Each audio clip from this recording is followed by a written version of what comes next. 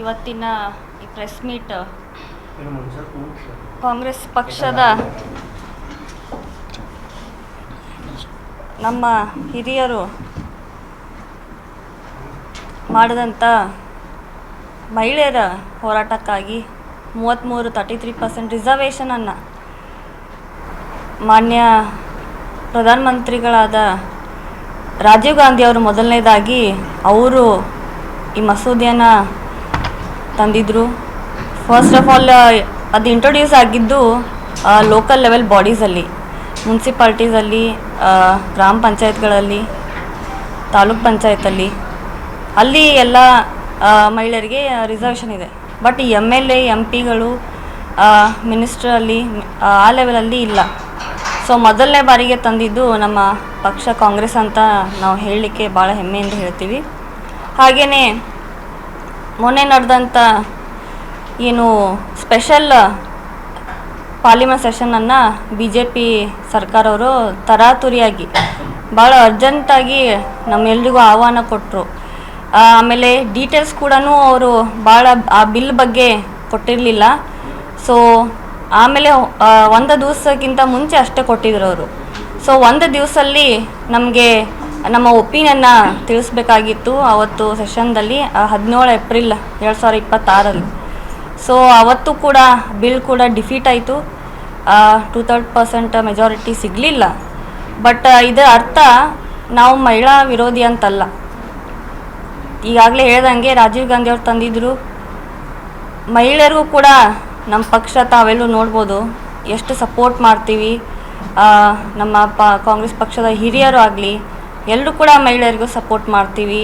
ಹಾಗೆಯೇ ನಮ್ಮ ಸರ್ಕಾರದಲ್ಲಿ ಈವನ್ ಏನು ಮೆನ್ಸ್ಟ್ರುವಲ್ ಬಿಲ್ ಏನಿದೆ, ಪಾಲಿಸಿ ಏನಿದೆ, ಅದು ನಮ್ಮ ಸರ್ಕಾರ ಲಾಗು ಮಾಡುವಂಥದ್ದು ಭಾಳ ಯಶಸ್ವಿಯಾಗಿ.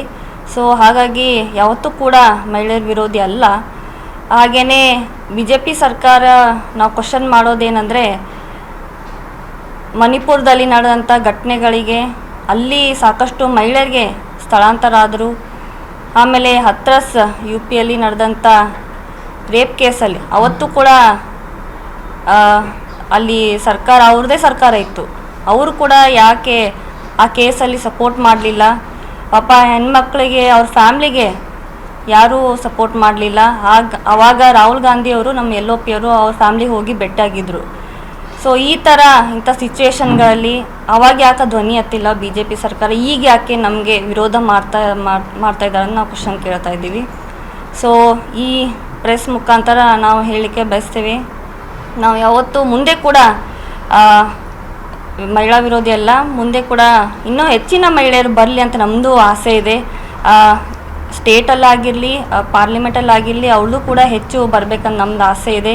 Because we are half of the population, 50% ಆದಿ ಆಬಾದಿ ಅಂತ ಏನು ಅವರೇ ಬಿಲ್ಲನ್ನು ಹಿಂದಿಯಲ್ಲಿ ಹಂಗೆ ಇದು ಮಾಡಿದ್ದಾರೆ. ಹಾಗೆಯೇ ಇದನ್ನು ಡಿಲಿಮಿಟೇಷನ್ ಜೊತೆ ಕ್ಲಬ್ ಮಾಡಿರೋದನ್ನ ನಾವು ವಿರೋಧ ಮಾಡಿರೋದು. ತಮ್ಮ 2000 ಮುಂದಿನ ಎಲೆಕ್ಷನ್ 2029 ತಮ್ಮ ಏನು ವೋಟ್ ಗಳಿಸಿಕೆ ಹೆಚ್ಚಿನ ತಮ್ಮ ಏರಿಯಾಸ್ ಕವರ್ ಮಾಡಲಿಕ್ಕೆ ಒಂದು ಈಸಿ ಪಾತ್ವೇ ಮಾಡ್ಕೊಂಡಿದ್ದಾರೆ. ಹಾಗೆಯೇ ತಾವು ನೋಡ್ಬೋದು ED ಮತ್ತು CBI ಎಲ್ಲ ತಮ್ಮ ಮುಖಾಂತರ ತಮ್ಗೆ ಹೇಗೆ ಬೇಕೋ ಹಾಗೆ ಬಳಸ್ತಾ ಇದ್ದಾರೆ. ಸೊ ಹಾಗಾಗಿ it should not be autocratic governance, it should be democratic. So ಇದು ನಮ್ಮ ಏನು ಫೆಡ್ರಲ್ ಬೇಸ್ ಏನಿದೆ ನಮ್ಮ ಸಂವಿಧಾನದ್ದು, ಅಂದರೆ ಸ್ಟೇಟ್ ಮತ್ತು ಸೆಂಟ್ರಲ್ ಎರಡೂ ಕೂಡಿ ಹೋಗಬೇಕು ಯಾವುದೇ ನಿರ್ಧಾರ ತೊಗೊಂಡ್ರು. ಸೊ ಹಾಗಾಗಿ ಇದನ್ನು ಧಕ್ಕೆ ಆಗುತ್ತೆ. ಸೊ ಹಾಗಾಗಿ ಎಲ್ಲ ಪಕ್ಷಗಳನ್ನು ಸಮ್ಮತಿಯನ್ನು ತಗೊಂಡು ಮುಂದೆ ಯಾವುದೇ ಬಿಲ್ ಪಾಸ್ ಮಾಡಿದ್ರು ಎಲ್ಲ ಪಕ್ಷದ ಸಮ್ಮತಿ ತೊಗೊಂಡು ಮಾಡಬೇಕಂತ, this is how constitution should go, the democracy should run ಅಂತ ನಾನು ಹೇಳಲಿಕ್ಕೆ ಬಯಸ್ತೇನೆ.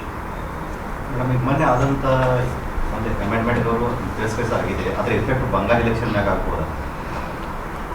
ಯಾವ ಇದು ಡಿಲಿಮಿಟೇಷನ್ ರೀ? ಇಲ್ಲ, ಆಗಲ್ಲ. ಹೌದು, ನಿಜ. ಅವರು ತಮಿಳ್ನಾಡು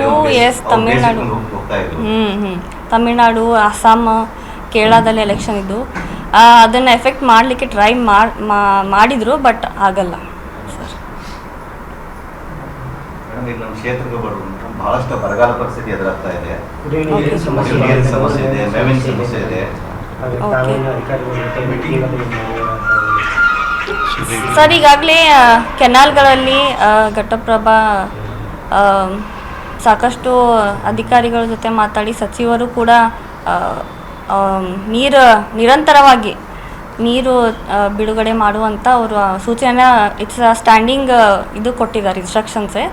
ಸೊ ಇನ್ನೂ ಬೇಕಾದರೆ ಈಗ ಯಾಕಂದರೆ because evaporation rate also matters, ನಿಂತಲ್ಲೇ ಕಾವಾಗಿ ಇದಾಗುತ್ತೆ ಇವ್ಯಾಪ್ರೇಟ್. ಸೊ ಫ್ಲೋ ಇರಬೇಕಂತಂದರೆ ಕಂಟಿನ್ಯೂಸ್ ಆಗಿ ನಿರಂತರವಾಗಿ ಬೇಕಂದರೆ ಹೆಚ್ಚುವರಿ ಮಾಡ್ತೀವಿ ನಾವು ಹೇಳಿಕ್ಕೆ ಬಯಸ್ತೀವಿ. ಮೇಡಮ್ ಈಗ ಗೋಟ್ರು ರೋಡ್ ಒಂದು ಭಾಳ ಹದಗೆಟ್ಟು ಹೋಗಿದ್ದಾರೆ, ಸ್ಟೇಟ್ದವರು ಸೆಂಟ್ರಲ್ದವ್ರು ಹೆಸರಿರ್ತಾರೆ, ಅವರು ನಿಮ್ದು ಹೌದು ಸರ್, ಕರೆಕ್ಟ್. ಇವತ್ತೇ ಕೂಡ ನಾವು ಮಾತಾಡಿದ್ದೀನಿ, ಇನ್ನು 5 ದಿವಸಲ್ಲಿ ಮಾಡ್ತೀನಿ ಅಂತಾರೆ. ಅದು ಆ್ಯಕ್ಚುಲಿ ಮೇಂಟೆನೆನ್ಸ್ ಪೋತ್ ಹೋಲ್ ಮೇಂಟೆನೆನ್ಸ್ ಮಾಡಬೇಕಾಗಿದೆ. ಬಟ್ ಡಿಲೇ ಯಾಕೆ ಆಗ್ತಾಯಿದೆ ಅಂದರೆ it's because the land acquisition problem ಹೇಳ್ತಾ ಇದ್ದಾರೆ ಅವರು. ಬಟ್ ಈಗ ಸದ್ಯಕ್ಕೆ ನಾವು ಮೇಂಟೆನೆನ್ಸ್ ಮಾಡಿದರೆ ಅದನ್ನು ಸ್ವಲ್ಪ ಒಂದು ಮಟ್ಟಕ್ಕೆ ತರುವಂತ ನಾವು ಪ್ರಯತ್ನ ಮಾಡ್ತೇವೆ. 6 ತಿಂಗಳಿಂದ ಮೇಡಮ್ ಇದೇ ಪರಿಸ್ಥಿತಿ, ಅದೇ ಭರವಸೆ ಕೊಡ್ತಾರೆ ಅಧಿಕಾರಿಗಳಾಗಲಿ. ಇಲ್ಲ, ನಾನೇ ಖುದ್ದಾಗಿ ಇವತ್ತು ಮಾತಾಡಿದ್ದೀನಿ ಅಧಿಕಾರಿ ಜೊತೆ. ಅವರು 4-5 ದಿನಗಳಲ್ಲಿ ಸ್ಟಾರ್ಟ್ ಮಾಡ್ತೀನಿ ಅಂದರೆ ನಾನೇ ಖುದ್ದಾಗಿ ಹೋಗಿ ವಿಸಿಟ್ ಮಾಡ್ತೀನಿ. ಈ ಹಿಂದೆ ಜಿಲ್ಲಾ ಉಸ್ತುವಾರಿ ಸಚಿವರು ಆಮೇಲೆ MLAs ಎಷ್ಟೋ ಜನ ಅಧಿಕಾರಿಗಳು ಫೋನ್ ಮಾಡಿ ಸೂಚನೆ ನೀಡಿದ್ದಾರೆ, ಯಾವುದೂ ಕ್ರಮ ಆಗಿಲ್ಲ. ಆದರೆ ಅಧಿಕಾರಿಗಳು ಯಾವುದೇ ರೀತಿಯ ಕ್ರಮ ಯಾವುದು ರೋಡ್ ಬಗ್ಗೆ? ಗುಂಡಿ ದೊಡ್ಡ Yes. ಅದನ್ನ ಮುಚ್ಚಬೇಕು, ಅದು ಮಾತಾಡೋದು. ಅದೇ ಹೇಳ್ತಾ ಇದ್ದೀನಿ ರೀ, ಅವರು ವರ್ಕ್ ಆರ್ಡರ್ ಕೊಡ್ಬೇಕಂತ ಅವರು ಇದು ಮಾಡ್ತಾ ಇದ್ದಾರೆ. ಸೊ ಬಟ್ ಈಗ 4-5 ದಿವಸ ಸ್ಟಾರ್ಟ್ ಮಾಡ್ತೀನಿ ಅಂದಿದ್ದಾರೆ. ಬಟ್ ಇನ್ ಕೇಸ್ ಆ ಥರ ಮತ್ತೆ ಎಲ್ ಟೇಕ್ ಆ್ಯಕ್ಷನ್. ಮೇಡಮ್, ತಮ್ಮ ತಂದೆಯವರು ಸುರ್ಜೇವಾಲಾ ಅವರಿಗೆ ಭೇಟಿಯಾಗಿದ್ದರು ಮೇಡಮ್, ಹಾಗಾಗಿ KPCC ಅಧ್ಯಕ್ಷಕ್ಕೆ ಪೈಪೋಟಿ ಏನು ಮಾಡ್ತಾ ಇದ್ದಾರೆ ಭೇಟಿ? ಸರ್, ಅದು ಹಿರಿಯರಿಗೆ ಬಿಟ್ಟಿದ್ದು. ಫೈನಲಿ ಅಲ್ಟಿಮೇಟ್ ನಾನು ಹೇಳ್ದಂಗೆ ಅಲ್ಟಿಮೇಟಮ್ ಈಸ್ ವಿತ್ ಹೈಕಮಾಂಡ್. ಸಂಪುಟ ವಿಸ್ತರಣೆ ಅದು ಏನಾಗುತ್ತಾ ಮೇಡಮ್? ಈಗ ಸದ್ಯಕ್ಕೆ ಇಲ್ರಿ ಸರ್. Thank you.